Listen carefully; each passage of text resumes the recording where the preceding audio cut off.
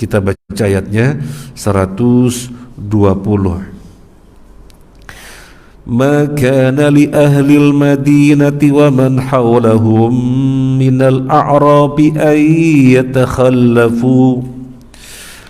أن يتخلفوا عن رسول الله ولا يرغبوا بأنفسهم عن نفسه ذلك بأنهم لا يصيبهم ظمأ ولا نصب ولا مخمصة في سبيل الله ولا يطؤون موطئا يغيظ الكفار ولا ينالون من عدو نيلا إلا كتب لهم به عمل صالح إن الله لا يضيع أجر المحسنين. Tidak pantas bagi penduduk Madinah dan orang-orang Arab Badui yang berdiam di sekitar mereka tidak turut menyertai Rasulullah pergi berperang, dan tidak pula bagi mereka lebih mencintai diri mereka daripada mencintai diri Rasul. Yang demikian itu karena mereka tidak ditimpa kehausan, kepayahan, dan kelaparan di jalan Allah, dan tidak pula menginjak suatu tempat yang membangkitkan amarah orang-orang kafir, dan tidak menimpakan suatu bencana kepada musuh, kecuali semua itu akan dituliskan bagi mereka sebagai suatu amal kebajikan. Sungguh Allah tidak menyia-nyiakan pahala orang-orang yang berbuat baik. Barakallahu fiik. Maka li ahli al-madinati wa man hawlahum minal a'rabi, enggak pantas bagi penduduk Madinah dan orang-orang yang di sekitarnya dari kalangan Badui untuk tidak turut menyertai Rasulullah sallallahu alaihi wasallam, dan tidak pantas pula memenangkan keinginan mereka dengan mengalahkan keinginan Rasulullah sallallahu alaihi wasallam.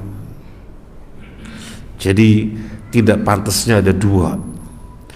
Tidak pantas bagi penduduk Madinah dan orang-orang di sekitarnya dari kalangan Badui untuk apa? Untuk tidak ikut turut bersama Nabi berangkat perang. Dalam hal ini berangkat ke Tabuk. Tidak pantas. Tidak pantas juga mereka mendahulukan kepentingannya mereka dengan mengalahkan kepentingan Nabi. Allah mengatakan tidak pantas. Oleh karena itu berbuatlah jujur. Berbuatlah jujur. Yang tidak berangkat hanya yang ada uzur, dan itu yang diterima oleh Nabi sallallahu alaihi wasallam. Yang ada uzur sehingga tidak berangkat, itu yang diterima. Adapun yang mencari-cari alasan, saya tidak pernah menerimanya. Meskipun Nabi memakluminya, karena Nabi tidak mengetahui perkara batin. Nabi diperintahkan menghukumi sesuatu berdasarkan zahirnya. Jadi meskipun Nabi memakluminya, tetapi yang tahu adalah orang yang bersangkutan dengan Allah Azza wa Jalla. Ketika memang tidak ada uzur, jangan cari-cari alasan. Gak pantas. Bahkan ada sesungguhnya dari kalangan kaum muslimin yang menjadi teladan. Mereka sesungguhnya tidak memiliki suatu apa yang dibutuhkan dalam peperangan, tapi datang kepada Nabi. Di dalam ayat 92 yang sudah kita bahas. Wala 'alal ladzina idza ma atauka litahmilahum qulta la ajidu ma ahmilukum alaih tawallaw wa a'yunuhum tafidhu minad dam'i hazanan alla yajidu ma yunfiqun. Jadi tentang orang-orang yang datang kepada Nabi agar diikut sertakan, ya Rasulullah, ikut sertakan kami di dalam peperangan ini. Kemudian Nabi SAW mengatakan, mohon maaf, ngapunten, aku tidak memiliki sesuatu bekal untuk kalian. Aku tidak memiliki sesuatu yang merupakan kelengkapan untuk kalian bisa berangkat. Ngapunten. Kemudian mereka berpaling pulang dengan sedih menangis. Hazanan Allah yajidu ma yunfikun. Ya Allah, aku ditakdirkan tidak memiliki suatu apa yang merupakan kelengkapan bekal dibutuhkan dalam perang, sehingga aku tidak ikut bersama Nabi. Lah ini loh orang bukan mencari-cari alasan, tetapi sesungguhnya tidak ada bekal, tetapi pengen diajak Nabi. Cuma Nabi tidak bisa mengajaknya karena nggak ada bekal yang bisa mengiringi mereka sebagai bekalnya di dalam perjalanan. Nah ini namanya orang yang jujur, jangan orang yang mencari-cari alasan, nggak pantas. Jadilah orang yang jujur. Jadilah orang yang jujur. Nabi tidak tahu, tetapi Allah tahu. Kemudian kalau kita lebih mendalami lagi, Allah berfirman, wala yarghabu bi anfusihim an nafsi. Gak pantas bagi mereka, dalam hal ini konteksnya orang-orang penduduk Madinah dan orang-orang di sekitarnya dari kalangan Badui, tetapi tentunya bukan untuk mereka saja, karena kita sudah mengetahui kaidah tafsir. Kaidah tafsir bukan dilihat pada asbabun nuzulnya, bukan dilihat kepada sebatas hitobnya kepada siapa, sasaran kepada siapa, tapi kaidah tafsir menyatakan yang dilihat adalah keumuman lafaz, sehingga keumuman lafaz adalah untuk muslim, maka muslim semuanya. Nah, Allah mengatakan, Allah berfirman, tidak pantas bagi muslim untuk mengalahkan kepentingan Nabi dengan mementingkan kepentingannya sendiri. Yang pantas, yang semestinya adalah dahulukan kepentingan Nabi dengan mengalahkan kepentingan kita. Jadi kalau kita baca ayat ini, betapa kita harus menghakimi diri kita. Terlalu banyak kedzaliman-kedzaliman yang kita lakukan. Misalnya ini pada maghrib, kita tahu ada kajian tafsir dan kita tidak ada udzur apa, terlebih kita mengetahui fadilah hadir di majelis ilmu adalah dimudahkan jalan menuju surga, dinaungi oleh para malaikat dengan sayap-sayapnya, dan malaikat terus mendoakan. Kemudian kita lebih mementingkan kepentingan kita, duduk-duduk santai ngopi. Ini namanya mementingkan kepentingannya sendiri daripada kepentingan Nabi Sallallahu Alaihi Wasallam, di mana Nabi sangat memotivasi untuk hadir ke majelis ilmu. Ini satu contoh. Kalau kita mau merenung terlalu banyak, kita mendolimi diri kita sendiri, kemudian kita mengaku merasa tidak banyak dosa. Nggak pantas mengaku merasa tidak banyak dosa. Terlalu banyak dosa yang kita perbuat, mementingkan kepentingan kita daripada kepentingan Nabi Sallallahu Alaihi Wasallam. Dan masing-masing kita bisa mentadaburi dengan tadabur yang masing-masing. Artinya terkait dengan dirinya berbeda-beda. Sekali lagi, wala yarghabu bi anfusihim an nafsih. Tidak pantas mereka memenangkan kepentingan mereka dengan mengalahkan kepentingan Nabi Sallallahu Alaihi Wasallam. Nabi itu sampai mengancam kaum muslimin kalau tidak sholat jamaah. Kok kemudian kita tidak sholat jamaah dan tidak ada udzur, merasa tenang-tenang, merasa nyantai-nyantai, seakan gak ada masalah. Ini gak pantas muslim semacam ini, karena berarti memenangkan kepentingannya sendiri dengan mengalahkan kepentingan Nabi Sallallahu Alaihi Wasallam. Nah, dzalika bi annahum la yusibuhum dhama'u wa la nasabu wa la makhmasatun fi sabilillahi wa la yata'una mawti'a yaghidul kufar wa la yanaluna min aduwwin nailan illa kutiba lahum bi amalin shalih. Satu tema, tapi panjang banget. Sebenarnya satu tema. Di sini disebutkan alasannya, kenapa tidak pantas? Kenapa tidak pantas muslim tidak ikut turut serta bersama Nabi di dalam peperangan? Jadi di konteksnya konteks peperangan. Kenapa tidak pantas muslim tidak ikut serta bersama Nabi di dalam peperangan karena mementingkan kepentingannya sendiri daripada kepentingan Nabi, soalnya mereka akan kehilangan fadilah yang sangat besar. Apa fadilahnya? Dan fadilah ini hanya di jihad saja, tidak ada bentuk ketaatan yang lainnya, nggak ada kecuali di jihad saja. Apa fadilahnya? Allah berfirman, dzalika, yang demikian itu, bi annahu, bahwasanya mereka la yusibuhum dhama'un, tidak ditimpa kehausan, wala nasobun, tidak pula ditimpa keletihan, wala makhmasatun, tidak pula ditimpa kelaparan fisabilillah, di dalam rangka jihad fisabilillah, wala yata'una mautian, dan tidak pula menginjak suatu tempat yaghidul kufara, yang membikin orang kafir harbi marah, wala yanaluna min adwin nailan, dan tidak pula mendapatkan sesuatu dari orang kafir, illa kutiba lahum bihi amalun soleh, kecuali semuanya itu dicatat sebagai amalan soleh. Ini fadilah yang luar biasa yang hanya didapatkan bagi orang yang berangkat jihad. Seluruh gerak-geriknya dinilai amal soleh. Orang haus, apa orang menyadari, wah saya beribadah dengan haus? Mana ada orang menyadari saya beribadah dengan haus? Gak ada. Tetapi itu amalan soleh. Lapar, mana ada orang kemudian menghadirkan, wah saya lapar, wah ini ibadah ini. Gak ada orang menghadirkan lapar ini ibadah, dan bisa jadi nggak bisa jadi nggak menyadari. Lapar ya lapar, tapi Allah catat itu amal soleh. Tapi Allah catat itu amal soleh, termasuk letih, itu amal soleh. Kemudian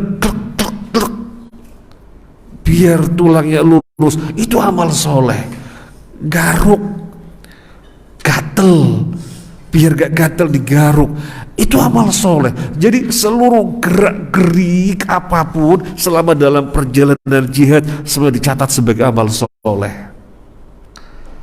Gak ada fadilah semacam ini kecuali dalam jihad saja. Kalau orang misalnya berangkat ke masjid untuk sholat, orang berangkat ke masjid untuk sholat, yang dicatat amal soleh apanya? Jalannya. Yang dicatat amal soleh jalannya. Satu langkah ngapus dosa ngangkat derajat, satu langkah lagi ngapus dosa ngangkat derajat, satu langkah lagi ngapus dosa ngangkat derajat. Apa kemudian ketika dalam perjalanan menuju masjid kemudian dia makan, makanya dicatat sebagai amal soleh. Kemudian mereka minum di dalam jalannya ke masjid dicatat sebagai amal soleh. Kemudian misalnya gini dicatat oleh enggak. Yang dicatat adalah jalannya. Yang dicatat adalah jalannya, berapa langkah. Kalau misalnya sempat makan, sempat minum di dalam jalan menuju masjid karena mungkin haus, yaitu sifatnya sebatas untuk menguatkan di dalam jalan. Tetapi bukan amal soleh secara tersendiri. Tetapi Allahu Akbar, Allah nyatakan gerak-gerik apapun ketika berjalan menuju jihad, ketika berjalan fisabilillah di dalam jihad, semuanya amal soleh.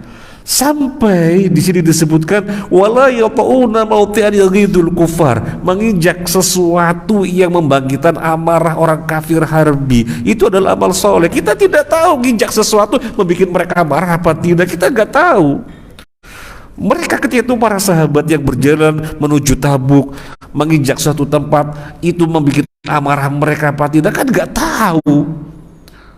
Tetapi Allah catat sebagai amal soleh.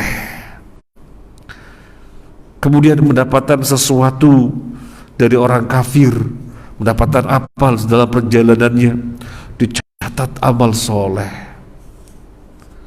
Allahu Akbar. Ini tidak ada fadilah semacam ini kecuali keberangkatan menuju jihad. Makanya gak pantas banget kok gak ikut serta bersama Nabi di dalam perjalanan jihad. Gak pantas banget kok mementingkan kepentingannya sendiri daripada kepentingan Nabi. Fadilahnya lo besar sekali. Gak ada pada amalan yang lainnya, hanya ini saja. Makanya gak pantas.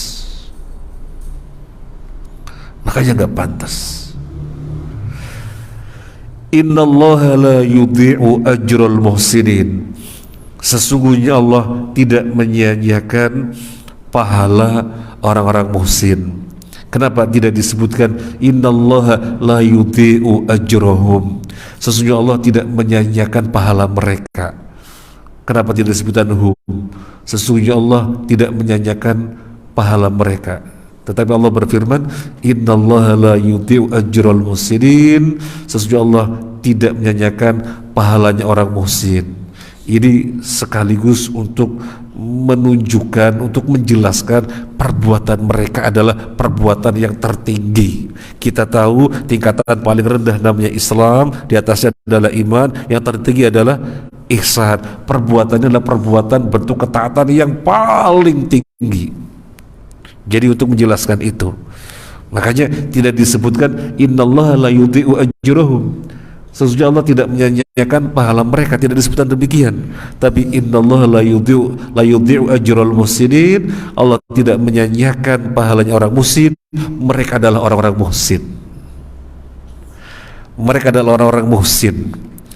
Mereka adalah orang-orang yang berbuat ihsan. Puncaknya amalan, puncaknya bentuk ketaatan di dalam Islam. Makanya tidak pantas. Berarti yang pantas siapa? Yang pantas contohnya Handolah. Yang pantas contohnya Handolah. Siapa lagi yang pantas? Yang pantas contohnya Anas bin An-Nadhr. Ketika terlewatkan dari perang Badar, tidak ikut perang Badar, memang tidak tahu kalau akan terjadi peperangan. Karena kan perang Badar tidak ada woro-woro dari Nabi. Nabi kalau mau mau perang dengan pihak orang kafir, Nabi woro-woro kepada para sahabat agar bersiap-siap. Tapi perang Badar kan tidak ada woro-woro, sehingga yang tahu yang bersama Nabi. Anas bin An-Nadhr termasuk yang tidak tahu, maka dia menyesal luar biasa sampai dia bersumpah, ya Allah, kalau engkau menghendaki ada peperangan berikutnya, libatkanlah aku di dalamnya ya Allah. Aku akan tunjukkan kepadamu apa yang akan aku perbuat. Ini yang pantas. Ini yang pantas. Sekalian dari sini kita mendapatkan poin besar. Jihad adalah jihad dalam makna khusus, alias jihad angkat senjata. Ini adalah ajaran Islam. Jangan dikebiri kemudian dimaknai jihad itu cukup jihad sosial, memerangi kemiskinan, memerangi kebodohan. Yang namanya angkat senjata udah gak usah dibahas, sehingga kalau ada yang membahasnya, oh radikal, oh garis keras, oh ini ajaran Islam. Bahkan bentuk amalan tertinggi Allah menyebutnya innallaha la yudhi'u ajral muhsinin. Pelakunya adalah muhsin, tingkatan tertinggi itu, muslim, mukmin, muhsin. Cuma kan tidak gegabah. Yang membuat kemudian sebagian kaum muslimin dirugikan adalah ulah sebagian muslim yang lainnya yang gegabah di dalam masalah jihad, ngebom sana, ngebom sini, sampai dengan bom bunuh diri. Kemudian kebiar uyah, berarti muslim seperti itu dengan jihadnya. Itu imbas dari mereka yang ngawur, sehingga dipandangnya atau disimpulkan muslim berarti seperti itu. Enggak, itu ngawur. Nah,